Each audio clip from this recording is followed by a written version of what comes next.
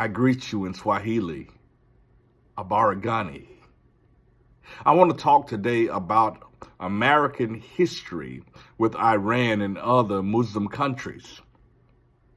Now, you must understand that this is not a new conflict that's going on right now.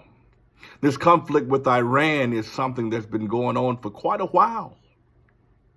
When you begin to look at it, one of the most dramatic changes in the government of Iran history was in 1979. The Islamic Republic went to war with Iraq. And when they went to war with Iraq, guess who was our ally? None other than Saddam Hussein.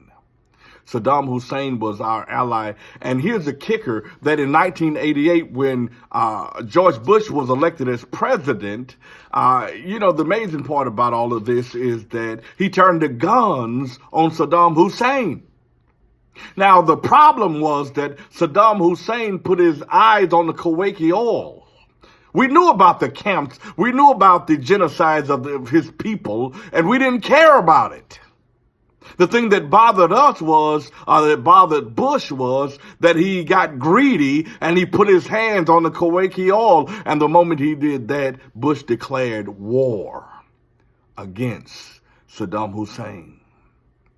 Americans have a history of being at odds with allies. If we can't use you, if we can't benefit from you, we just throw you away.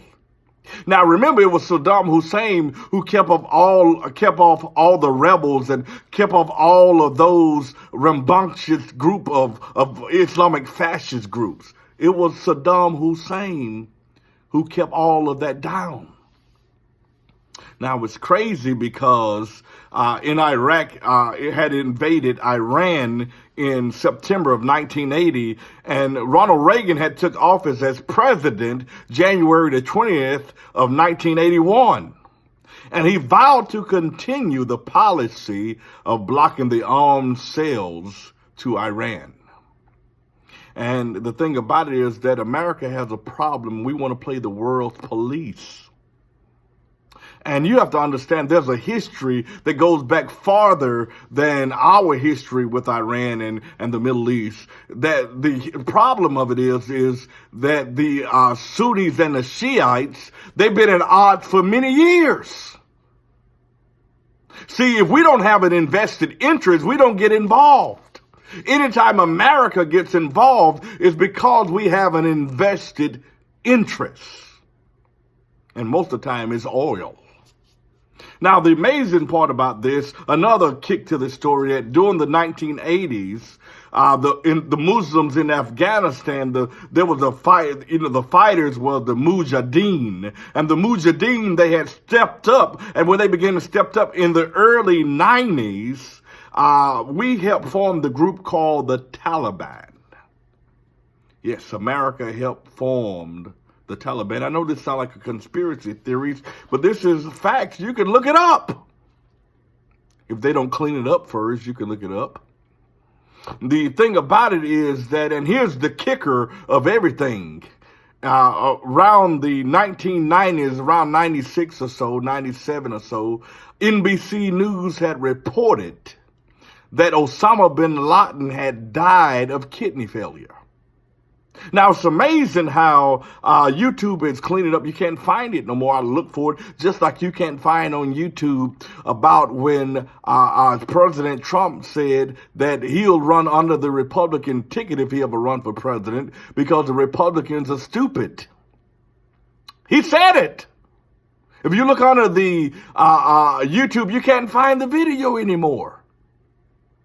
Now, the thing about it is that America needed a boogeyman. They needed somebody that they can blame their problems on. So Osama bin Laden was the perfect target to be the America's boogeyman. And we can say, oh, this is just conspiracy theory. This is just crazy thinking.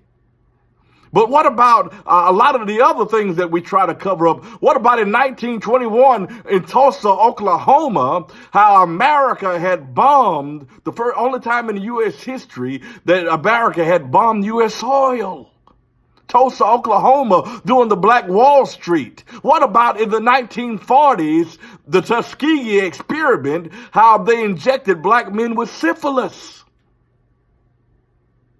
We can pretend like these things never happened, like they're fairy tales, but the reality is that America has a history of trying to cover up their dirt.